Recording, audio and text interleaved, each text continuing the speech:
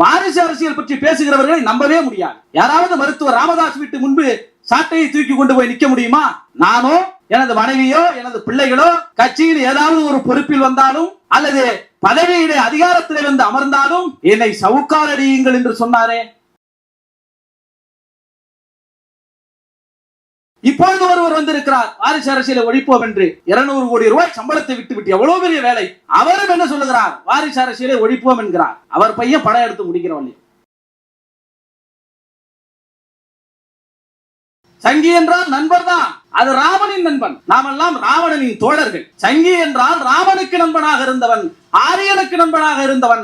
அதைத்தான் நாமும் சொல்லுகிறோம். நாம் தமிழர் சீமான் போன்றவர்கள் சங்கிகள் தான், அவர்கள் நண்பர்கள் தான், ஆரியர்களின் நண்பர்கள். நூலை படிக்காமல் வந்து பேசுவதற்கு இது ஒன்றும் விகடன் நடத்துகிற விழா இல்லையா? கருப்பாக இருக்கிற பூணூல் போட்ட பார்ப்பான் கூட ஏற்றுக்கொள்ள மாட்டான் தன்னை திராவிடன் என்று. பெரியாரும் எனக்கு தலைவர் தான், அம்பேத்கரும் எனக்கு தலைவர் தான், காமராஜரும் என்று எனக்கு தலைவர் தான் என்று சொல்லுகிறவர்கள் தமிழ்நாட்டின் இடஒதுக்கீடு வரலாற்றில் நாங்களும் உறுதியாக இருக்கிறோம் என்று துணிந்து சொல்லுவதற்கு அவர்களுக்கு துணிவு இருக்கிறதா? பிசிஆர் சட்டம் வருவதற்கான அடித்தளத்தை ஊன்றிய பார்ப்பனர்களே எங்களுக்கு பிசிஆர் சட்டம் வேண்டும் என்று கேட்கிற அளவுக்கு நாம் வெற்றி பெற்றிருக்கட்டி போற்றி வந்த பழமை லோகம் ஈரோட்டு பூகம்பத்தால் இடியுதுவார் ஈவேரா என்னும் சொல் இந்நாட்டு ஆரியத்தின் அடிவீடம் ஆட்டுகின்ற சூறாவளியாம். அவர் கஞ்சாடை தரித்தால் போதும் வெந்தாடி அசைந்தால் போதும் கருப்புடை தரித்தோர் ஒன்று நறுக்கியே திரும்பும் வாள்கள் என்ற வரிகளுக்கு வாழ்ந்த எம் தந்தை பெரியாருக்கு முதல் வணக்கத்தை சொல்லி, இந்த நிகழ்வுக்கு 2 வாரங்களுக்கு முன்பே எனக்கு இந்த நீதி கட்சி தலைவர்களின் சொற்பொழிவுகள் என்கின்ற நூலை தோழர் கௌதம் அவர்கள் என்னிடத்திலே வழங்கினார்கள். 2 வாரமாக அவர் அவ்வப்போது என்னை அலைபேசியிலே அழைத்து நூலை படித்து விட்டீர்களா என்று கேட்டுக்கொண்டே இருப்பார். நூலை படிக்காமல் வந்து பேசுவதற்கு இது ஒன்றும் விகடன் நடத்துகிற விழா இல்லையா? இது திராவிடியன் ஸ்டாக் நடத்துகின்ற விழா என்பதனால் நூலை படித்துவிட்டு தான் வந்து பேச முடியும் என்கின்ற உணர்வு, அல்லது ஒரு நூல் குறித்து விழா நடக்கிறது என்றால் அந்த நூலை வாசித்துவிட்டு நூலை பற்றி பேச வேண்டும் என்கின்ற உணர்வு பெரியாரிய தோழர்களுக்கு எப்பொழுதும் உண்டு என்பதை இந்த மேடையிலே நான் பதிவு செய்ய விரும்புகிறேன். தோழர் சுகுணா திவாகர் அவர்கள் மிகச்சிறந்த உரையாற்றினார். நேற்றைய தினம் புரட்சியாளர் அம்பேத்கர் அவர்களுடைய நினைவு தினம். அதை ஒட்டிய நிகழ்வாக இந்த நிகழ்வை ஏற்பாடு செய்கின்ற வேளையிலே ஒடுக்கப்பட்ட மக்கள், இந்த மண்ணினுடைய ஊர்வக்குடிகள், அவர்களுடைய வாழ்வியல் தொடர்பான அல்லது அவர்கள் சார்ந்திருக்கிற அரசியல் தொடர்பான கட்டுரைகளை, புத்தகங்களை விவாதிக்க வேண்டும் என்கின்ற அடிப்படையிலே இங்கே விவாதிக்கப்படுகிற அனைத்து நூல்களுடைய தலைப்புகளையும் நீங்கள் பார்க்கலாம். ஏன் தலித் மக்களினுடைய வரலாறுகள் தொடர்புடைய நூல்களை நாம் விவாதங்களுக்கு எடுத்துக்கொள்ள வேண்டும் என்று சொன்னால், உண்மையாக வாஜ்பாய் அவர்கள் இந்த நாட்டினுடைய பிரதமராக வந்தபோது நமக்கான ஆட்சி அதிகாரம் கிடைத்து விட்டது, நமக்கான வாய்ப்பு கிடைத்து விட்டது. ராமர் கோயிலை கட்டுவோம் என்று நாம் ஏற்படுத்திய அரசியல் என்பது வெகு மக்களிடத்திலே மிகப்பெரிய ஆதரவை பெற்றதனால் நாம் எதை வேண்டுமானாலும் செய்து கொள்ளலாம் என்று அவர்கள் கனவு கண்டார்கள். அரசமைப்பு சட்டத்தை மாற்றுவதற்கு கூட முயற்சித்தார்கள். எல்லாவற்றையும் செய்து கூட அவர்களுக்கு தோல்விதான் மிஞ்சியது. அடுத்த தேர்தலிலே அவர்களால் வேறொன்ற முடியவில்லை.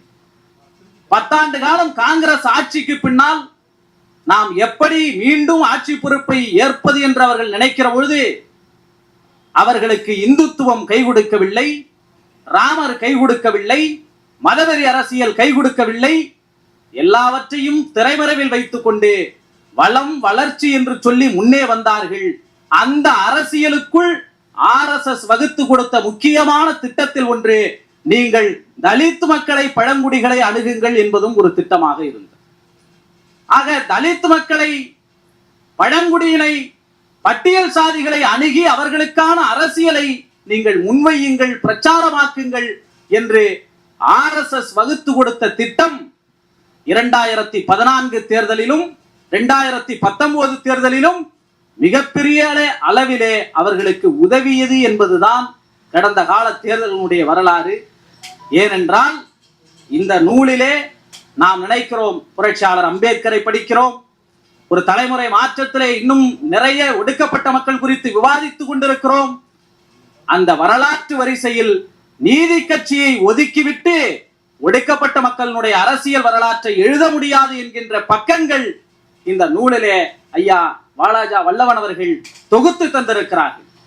நான் இதை தொடங்குகிற பொழுது தந்தை பெரியார் அவர்களுடைய தலைமை உரை 1938 சரியேட்டி பன்னீர்செல்வம் அவர்களால் வாசிக்கப்பட்ட அந்த உரை, அப்பொழுது 1938 தந்தை பெரியார் அவர்கள் தலைமை உரை வழங்குகிற பொழுது ஒரு கருத்தை சொன்னார். நீதி கட்சி தொடங்கி 1916 நீதி கட்சி தொடங்கப்பட்டது. இப்பொழுது 1938, இந்த 22 ஆண்டு காலம் ஓடிவிட்டது. இப்பொழுதெல்லாம் உடனடியாக பள்ளி படிப்பை முடித்து அரசியல் களத்தில் வருகிறவர்கள் தேசவாதிகளாக விடுதலை போராட்டத்திலே நுழைந்து விட வேண்டும் என்று நினைக்கிறார்கள். இன்றைய தலைமுறையினருக்கு கடந்த கால வரலாறுகள் எதுவும் தெரியவில்லை என்று 22 ஆண்டுகால நீதி கட்சியினுடைய இடைவெளியிலேயே தந்தை பெரியார் அவர்கள் பதிவு செய்தார். ஆனால் நீதி கட்சி ஒரு நூற்றாண்டை கடந்தும் நிற்கிறது என்கின்ற வரலாற்றை தந்தை பெரியாருடைய இயக்கம், இந்த எழுத்துக்கள், அவருடைய பணிகள், இன்றைக்கு திராவிட மாடல் ஆட்சியாக நிலைபெற்றிருக்கிற அரசும் உறுதி செய்திருக்கிறது என்பதைத்தான் தந்தை பெரியார் அவர்களுக்கு நாம் கொடுக்கின்ற மிகப்பெரிய வெகுமதியாக இருக்கிறது. நன்றாக பாருங்கள், 22 ஆண்டு கால இடைவெளியிலேயே இந்த நீதி கட்சியினுடைய வரலாற்றை இந்த தலைமுறை மறந்து விட்டார்கள் என்று தந்தை பெரியார் பேசியிருக்கிறார், நினைவுபடுத்த வேண்டும் என்று சொல்லி இருக்கிறார். இன்றைய தலைமுறையும் அதை நினைவில் வைத்திருக்கிறது என்றால், ஒரு இயக்கம் உயிர்ப்போடு இருக்கிறது என்றால் அது திராவிட இயக்கம் தான் என்பதற்கு மிகப்பெரிய ஒரு வரலாற்று ஆய்வாகத்தான் இந்த சான்றுகள் இருந்து கொண்டிருக்கிறது. தோழர் சுகுணா திவாகர் அவர்கள் பேசுகிற பொழுது அடையாளங்களை குறித்து கூறினார்கள். எப்பொழுதுமே வரலாற்று நெடுகிலும் அவர்கள் ஏதாவது திரிவுகளை செய்து கொண்டே இருப்பார்கள், நாம் எதிர்வினை ஆற்றிக் கொண்டே இருப்போம். ஆரியமும் திராவிடமும் ரத்தத்தால் கலர்ந்து விட்டது, நிறைய ரத்த கலப்புகள் இந்த சமுதாயத்திலே ஏற்பட்டு விட்டது என்று நாம் யோசிக்கலாம். தந்தை பெரியார் அவர்கள் சொன்னார்கள் அல்லவா, எனக்கு மொழியை பற்றும் கிடையாது, இனப்பற்றும் கிடையாது, எனக்கு மனித பற்று ஒன்றுதான் உண்டு என்று சொன்னார் அல்லவா. அந்த சிந்தனையிலே நாம் யோசித்து இந்த வரைமுறைகளை உடைத்தெறிய முடியும். ஆனால் அந்த வரைமுறைகளை நாம் பயன்படுத்தலாம். கருப்பாக இருக்கிற பூணூல் போட்ட பார்ப்பான் கூட ஏற்றுக்கொள்ள மாட்டான் தன்னை திராவிடன் என்று. அவர்கள் தங்களுடைய அடையாளங்களை ஒருபோதும் மாற்றிக்கொள்ள மாட்டார்கள்.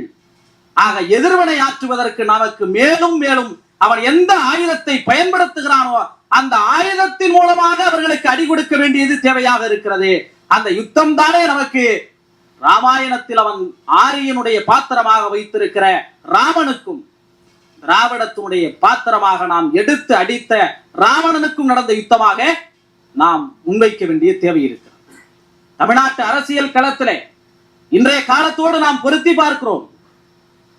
டி.எம். நாயர் அவர்களுடைய உரை, இந்த ராமனையும் ராவணனுக்கும் இருக்கிற வேறுபாடு என்பது ஆரிய திராவிட வேறுபாடாக நாம் ஏன் பரிணமிக்கிறோம் என்றால், சொல்லுகிறார்கள் அல்லவா, சங்கி என்றால் நண்பர்கள் என்று. சங்கி என்றால் நண்பர் தான், அது ராவணின் நண்பன், நாமெல்லாம் ராவணனின் தோழர்கள். சங்கி என்றால் ராமனுக்கு நண்பனாக இருந்தவன், ஆரியனுக்கு நண்பனாக இருந்தவன். அதைத்தான் நாமும் சொல்லுகிறோம். நாம் தமிழர் சீமான் போன்றவர்கள் சங்கிகள் தான், அவர்கள் நண்பர்கள் தான், ஆரியர்களின் நண்பர்கள், ராமனின் நண்பர்கள். நாம் ராவணனின் தோழர்களாக இருந்து எதிர்க்கிறோம். பண்பாட்டு ரீதியாக அவர்களை எதிர்ப்பது ஒரு இயக்கம். நீதி கட்சி என்பது, மீண்டும் நான் அந்த கருத்தியலுக்கு தான் வருகிறேன். நீங்கள் யோசித்து பாருங்கள், அரசியல் வருவதற்கு எது மிகப்பெரிய சாதனை என்றால் 200 கோடி ரூபாய் ப்ராஜெக்டை விட்டு விட்டு வருவதுதான் இன்னைக்கு பெரிய சாதனைன்னு பேசுறாங்க. உண்மையில் தந்தை பெரியார் அவர்கள் சொல்லுகிறார், நீதி கட்சியினுடைய தலைவர்கள் எல்லாம் செல்வந்தர்கள். Doctor TM. நாயர் அவர்கள், நடேசனார் அவர்கள், சர்பி டி. தியாகராஜர் அவர்கள், எல்லோரும் செல்வந்தர்களாக இருந்து கொண்டு இந்த நாட்டில் 97% மக்களை அடிமைகளாக எந்தவித வேலை வாய்ப்பும் கொடுக்காமல் ஏமாற்றி பிழைக்கிற பார்ப்பனிய கூட்டத்திற்கு எதிராக ஒரு இயக்கத்தை உருவாக்கி இருக்கிறார்களே, அதன் மூலமாக அவர்கள் மேலும் செல்வங்களை சேர்த்துக் கொள்ளவில்லை. இன்னைக்கு இருந்து 200 கோடி பெருசா தெரியலாம், ஆனால் இந்த இயக்கத்தை தொடங்குகிற பொழுது அன்னைக்கு எல்லாம் தேசியவாதிகளாக இருந்தார்கள். டி.எம். நாயர் அவர்கள் சொல்லுகிறார், காங்கிரசுக்குள்ளே இருந்த தந்தை பெரியார், வரதராஜ நாயுடு, திருவிக்கா போன்ற பார்ப்பனர் அல்லாத தலைவர்கள் எல்லாம் எப்பொழுது எங்கள் இடத்திலே வந்து சேருவார்கள்? காலம் அவர்களை எல்லோரையும் நீதி கட்சியிடம் வந்து சேர வைத்தது என்பது வகுப்பு வாரி பிரதிநிதித்துவ உரிமைதான்.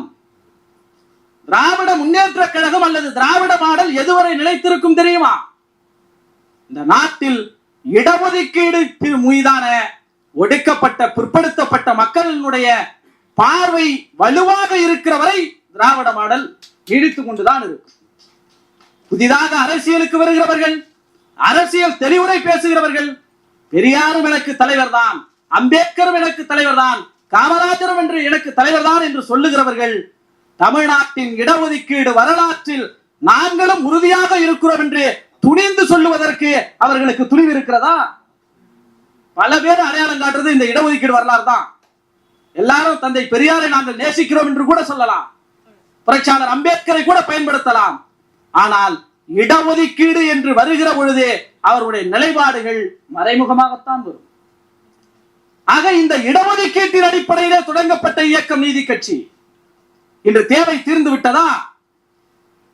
திமுக எம்பி வில்சன் அவர்கள் கேட்டிருக்கிற கேள்வி, 2018க்கு பிறகு நியமிக்கப்பட்ட உயர் நீதிமன்ற நீதிபதிகளில் 77% பேர் ஜெனரல் கேட்டகரியில் வரும், உயர் சாதிகள் 77% பேர்.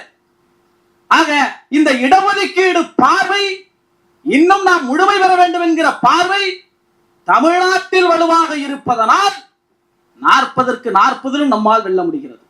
முக்கியமே அதான் காரணம். நம்ம நினைச்சுக்கிட்டு இருக்கிறோம் இந்த மக்கள் ரிசர்வேஷன் பத்தி எல்லாம் யோசிக்கிறது இல்லைன்னு நினைக்கிறோம். எல்லோரும் சாமி கும்பிட ஆரம்பித்து விட்டார்கள், எனவே பகுத்தறிவு இயக்கங்களுடைய தேவை குறைந்து விட்டதுன்னு நினைக்கிறோம். ஆனால் இந்த மக்களுக்கு ஒரு வேர் இங்கே ஊனப்பட்டு இருக்கிறதே, அது நீதி கட்சியிலிருந்து ஊனப்பட்டு இருக்கிறதே, திராவிடர் கழகத்திலிருந்து ஊனப்பட்டு இருக்கிறதே, இன்று வரை திராவிட முன்னேற்ற கழகமாக இருக்கட்டும் ஒவ்வொரு குடும்பங்களையும் தொடர்கிறது. அது இடஒதுக்கீட்டின் மீதான விருப்பு என்பதுதான் அவர்கள் விரும்புகிறார்கள். ஆகவே நீதி கட்சி தன்னுடைய வேரை காலத்திற்கும் நீடித்துக் கொண்டிருக்கிறது, இந்த காலத்திலும் நீட்டித்துக் கொண்டிருக்கிறது. இந்த வரலாறுகளைத்தான் நாம் கொண்டு போய் சேர்க்க வேண்டும். இந்த வரலாறுகளை இந்த தலைமுறை தேடுகிறார்கள். ராமனை முன்வைப்பதை போல நாம் ராவணனை எதிர்கருத்தியலே முன்வைக்கிற அரசியல் மிகவும் தேவையான ஒன்றாக அந்த இடத்திலே தான் வந்து நிற்கிறது. இந்தி திணிப்பு வருகிறது என்றால் சரியேட்டி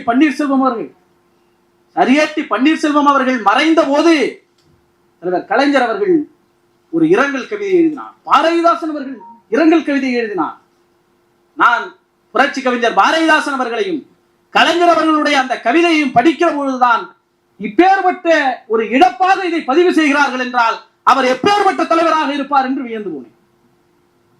அவர் சொல்லுகிறார், அரிஜன் என்கின்ற வார்த்தையை ஏன் காந்தி பயன்படுத்துகிறார் என்று சொல்லுகிற பொழுது இரட்டை வாக்குரிமையை மறுக்க வேண்டும் என்பதற்காக எரவாடா சிறையிலே உண்ணாவிரதம் இருந்து ஒடுக்கப்பட்ட மக்களுடைய உரிமையை கெடுத்த காந்தியும் காங்கிரசும் அதை மறக்க செய்ய வேண்டும் என்பதற்காக ஹரிஜன் என்று பயன்படுத்துகிறார்கள்.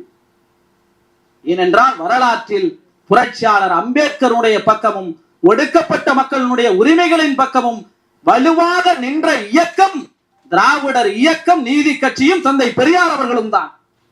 வரலாற்றில் இந்த பக்கத்தை அப்படியே தூக்கி எட்ட வச்சாங்க. விடுதலையை பேசுகிறவர்கள் கூட இந்த வரலாற்றின் பக்கங்களை தூக்கி வைத்து விடுகிறார்கள். அவர் மேலும் சொல்லுகிறார், சொல்லி ஒரு வார்த்தையை போட்டுக்கிறது. பெயருக்கு முன்னால் இது இப்பொழுதெல்லாம் எல்லா உயர் பதவிகள் இருப்பவங்க அமைச்சர் எல்லாருக்கும் ஷீன்னு கொடுத்துறாங்க அப்படின்னு. இதையெல்லாம் மாற்றி அமைக்க வேண்டும் என்றால் என்ன செய்ய வேண்டும்? உண்மையான சுயராஜ்யம் என்பது வெள்ளைக்காரர்களை விரட்டுவதில் அல்ல, பார்ப்பனர்கள் அல்லாத அமைச்சரவையை அமைப்பது. அமைச்சமா இல்லையா? உண்மையான சுயராஜ்யம் என்பது நம்மிடத்திலே அதிகாரத்தை கொண்ட பார்ப்பனர் அல்லாத சுயராஜ்யத்தை அமைப்பது. இந்த வார்த்தை எவ்வளவு வலிமையானது. சனாதானந்து கூட எல்லாம் சொல்லிடலாம். இப்ப பார்ப்பனியம் சொல்லுவதுதான் தேவையாக இருக்கிறது. சனாதனம் என்பதை கூட இப்பொழுது பேசுறாங்க, நாம் பயன்படுத்தி விட முடியும்.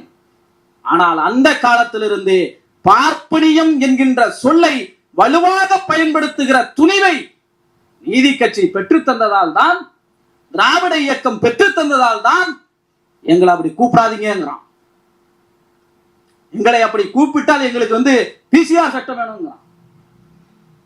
பிசிஆர் சட்டம் வருவதற்கான அடித்தளத்தை ஊன்றிய பார்ப்பனர்களே எங்களுக்கு பிசிஆர் சட்டம் வேண்டும் என்று கேட்கிற அளவுக்கு நாம் வெற்றி பெற்றிருக்கிறோம். இந்த வெற்றியை தான் யாருக்கும் பொறுத்துக்க முடியல. இந்த வெற்றியை யாருக்கும் பொறுத்துக் கொள்ள முடியவில்லை. ஊழல் என்பது எல்லா காலத்திலும் பேசக்கூடியதுதான். ஊழலை மட்டுமே வைத்து ஒருவர் இங்கே அரசியலுக்கு வருகிறார்கள் என்று சொன்னால் அது அண்ணா ஹசாரேவோட கதை தான். அப்புறம் அண்ணா ஹசாரேவை தேடுற மாதிரி தான் ஊழலை வச்சு அரசியலுக்கு வரவங்களையும் தேடும். அதே போல்தான் இந்த வாரிசு அரசியல் என்பதும். இந்த வாரிசு அரசியல் பற்றி பேசுகிறவர்களை நம்பவே முடியாது. யாராவது மருத்துவர் ராமதாஸ் வீட்டு முன்பு சாட்டையை தூக்கி கொண்டு போய் நிற்க முடியுமா? நானோ எனது மனைவியோ எனது பிள்ளைகளோ கட்சியில் ஏதாவது ஒரு பொறுப்பில் வந்தாலும் அல்லது பதவியிலே அதிகாரத்திலே வந்து அமர்ந்தாலும் என்னை சவுக்கால் அடியுங்கள் என்று சொன்னாரே. யாராவது ஒருவர் ஐயா சவுக்கால் அடிக்க சொல்லிங்களே, உங்கள் மகனை அமைச்சராக்கி விட்டீர்கள், உங்களுடைய மருமகள் தேர்தலிலே போட்டியிடுகிறார், உங்களுடைய பேர பிள்ளைகள் எல்லாம் வாக்கு வந்து விட்டார்கள், எங்களிடத்துல சவுக்கு இருக்கிறது என்று போய் நிற்க முடியுமா? குழந்தைங்க வளர்ற வள்ளியா வாரிசு அரசியலை பேசுவார்கள். வளர்ந்த பிறகு வாரிசு அரசியலை அப்படியே கட் செய்து விட்டு அடுத்த கட்டத்துக்கு போயிடுவார்கள். அதனால்தான் சீமானுடைய பிள்ளை இப்பொழுதுதான் படித்துக் கொண்டிருக்கிறாராம். அவருக்கு படிக்கிற வேலை மட்டும்தான் இருக்கு அப்படின்னு அண்ணனே சொல்லி இருக்கிறார். அதனால் அவர் பேசுகிற வாரிசு அரசியலும் பையன் வளருகிற வரை. இப்பொழுது ஒருவர் வந்திருக்கிறார் வாரிசு அரசியலை ஒழிப்போம் என்று 200 கோடி ரூபாய் சம்பளத்தை விட்டு எவ்வளவு பெரிய வேலை. அவரும் என்ன சொல்லுகிறார்? வாரிசு அரசியலை ஒழிப்போம் என்கிறார். அவர் பையன் படம் எடுத்து முடிக்கிறவன். அவர் பையன் டைரக்டராக படம் எடுத்து முடிக்கிறவை அவர் வாரிசு அரசியல் பேசுவார். ஆக இவர்களுடைய வாரிசு அரசியல் என்பது எப்படி ஊழல் எதிர்ப்பு ஒரு இதோ அதே மாதிரி வாரிசு அரசியல் என்பதும். ஏனென்றால் இவர்களால் இந்துத்துவத்தின் ஆணிவேரை எதிர்க்கிற இடஒதுக்கீடு என்கின்ற ஒரு விஷயத்தை, வகுப்புவாரி பிரதித்துவம் என்கிற ஒரு விஷயத்தை நீதி கட்சியை போல திராவிட மாடல் ஆட்சியை போல பேச முடியாது. துணிவாக சாதி ஒழிப்பு என்றே பேச முடியாது. காந்தியினுடைய தீண்டாமை ஒழிப்புக்கு முலாம் பூசக்கூடியவர்கள் இருப்பார்கள். உண்மையில் பெரியார் இயக்கங்கள் சாதி ஒழிப்பு என்று இப்பொழுதும் பேசுகிறார். காந்தியை பற்றி நடேசன் அவர்கள் சொல்லுகிறார், இந்த குஜராத்திலிருந்து மார்வாடிங்க வருவாங்க, நிறைய வட்டி மேல வட்டி போட்டு நம்முடைய மக்களுடைய பணங்களை எல்லாம் சுரண்டுவாங்க. அப்படிதான் காந்தின்னு ஒருத்தர் குஜராத்ல இருந்து வராரு. அந்த சாதியில இருந்து இந்தியாவே சுரண்டிட்டு இருக்கிறான் நீங்க குஜராத்ல இருந்து வந்து. மகாராஷ்டிராவுடைய தேர்தல் பெரிய படிப்பினை. மராட்டிய தேர்தலை நாம் விவாதிக்க வேண்டும். மராட்டிய அரசியல் பேசியவர்கள் அல்லவா மாநிலத்து அரசியல். அவர்களுடைய மாநிலத்து அரசியல் மராட்டிய அரசியல். தமிழர்களை அடித்து விரட்டினார்கள். ஏண்டா அடிச்சு விரட்டிங்க? இந்து அடிச்சு விரட்டி இல்ல, நாங்கள் மராட்டி என்று அடித்து விரட்டினார்கள். அந்த மண்ணிலே குஜராத்தி வந்து அமர்ந்து விட்டார். ஆக இங்கே இருப்பவர்கள் எப்படியாவது திராவிட மாடலை வீழ்த்த வேண்டும், பெரியார் கருத்துக்களை வீழ்த்த வேண்டும். பெரியார் படம் போட்டு சாதி சங்கங்கள் மேல்தான் அம்பேத்கர் படம் போட்டுக்கிட்டு சாதி சங்க மாநாடு நடத்துவாங்க. ஏன்னா அம்பேத்கர் உயிரோடு இல்லை. அதே போன்றுதான் தந்தை பெரியார் அவர்களுடைய படங்களை வைத்துக் கொண்டு திராவிட மாடலை ஒழிப்போம் என்று சொல்லுகிறார். விஸ்வகர்மா யோஜனா என்கின்ற திட்டம் நீதி கட்சியினுடைய வரலாறு முழுக்க அதுதான். இதையெல்லாம் மாற்ற வேண்டும் என்றால் என்ன செய்ய வேண்டும்? அடிமை முறையை மாற்றுவதற்கு என்ன செய்ய வேண்டும்? ஸ்ரீ என்பது திருவாகுவதற்கு என்ன செய்ய வேண்டும்? கரிஜன் என்பது மாறுவதற்கு என்ன செய்ய வேண்டும்? என் பிள்ளைகள் படிக்க வேண்டும் என்பதுதான் நீதி கட்சியினுடைய கொள்கை. பல்கலைக்கழகங்களை உருவாக்க வேண்டும். தமிழிலே பல்கலைக்கழகங்கள் உருவாக்க வேண்டும். தமிழுக்கு இருக்கை தர வேண்டும். ஆக அப்படி இந்த பிள்ளைகள் படிக்க வேண்டும் என்பதை முன்வைப்பது. இந்தியாவே ஒரு திட்டத்தை பற்றி கவலைப்படவில்லை. பல முற்போக்கு பேசுகின்ற மாநிலங்கள், தலைவர்களை உடைய மாநிலங்கள் கவலைப்படவில்லை. விஸ்வகர்மா யோஜனா திட்டத்தை பற்றி எங்கள் கண்களுக்கு அது தெரியும். என்ன வலிமையை பாருங்கள். இந்தியாவே ஏற்றுக்கொண்டாலும் தமிழ்நாட்டால் அதை ஏற்றுக்கொள்ள முடியாது என்கின்ற சொல்லுகிற வரை திராவிட மாடலை, நீதி கட்சி மாடலை யாராவது வீழ்த்த முடியுமா? நீங்க என்னதான் சொல்லுங்க, தண்ணி வரல, ரோடு சரியில்லை, பாதை சரியில்லை, என்னதான் சொல்லுங்க, இந்த திராவிட மாடலினுடைய அதிலிருந்து வேறுபடுகிற தன்மை எது தெரியுமா? உங்கள் பிள்ளைகளுக்கு படிப்பை கொடுக்கிறோம். அதை எங்காவது நிறுத்தியதுண்டா? பெண் பிள்ளைகளுக்கும் 1000, கல்லூரி படிக்கிற பிள்ளைகளுக்கு, மாணவர்களுக்கும் 1000. சீமான்களுக்கு புரியுமா இந்த 1000 ரூபாயினுடைய அருமை? சீமான்களுக்கு எப்படி ஒடுக்கப்பட்ட மக்களுடைய, பிற்படுத்தப்பட்ட மக்களுடைய கல்வியை நுகர்வதற்கான தேவை புரியும். ஒன்றே ஒன்று நான் சொல்லுகிறேன். சென்னையில எல்லாம் பாத்தீங்கன்னா தாழ்தள பேருந்துன்னு விட்டுருக்கிறாங்க. மாற்றுத்திறனாளிகளும் பயன்படுத்துகிற வரையே தாழ்தள பேருந்து.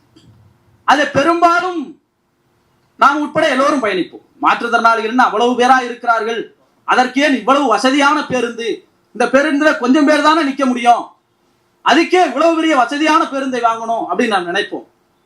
அது எவ்வளவு பெரிய கூட்டத்திற்கு பயன்படுதோ இல்லையோ, எவ்வளவு நட்டம் ஏற்படுதோ இல்லையோ, ஒரே ஒரு மாற்றுத்திறனாளிக்கு அது பயன்பட்டால் அவர்களுக்கும் உரிமையை வழங்க வேண்டியது, அவர்களுக்கும் அவர்களுக்கான வசதியை செய்து கொடுக்க வேண்டியது திராவிட மாடலினுடைய கடமை.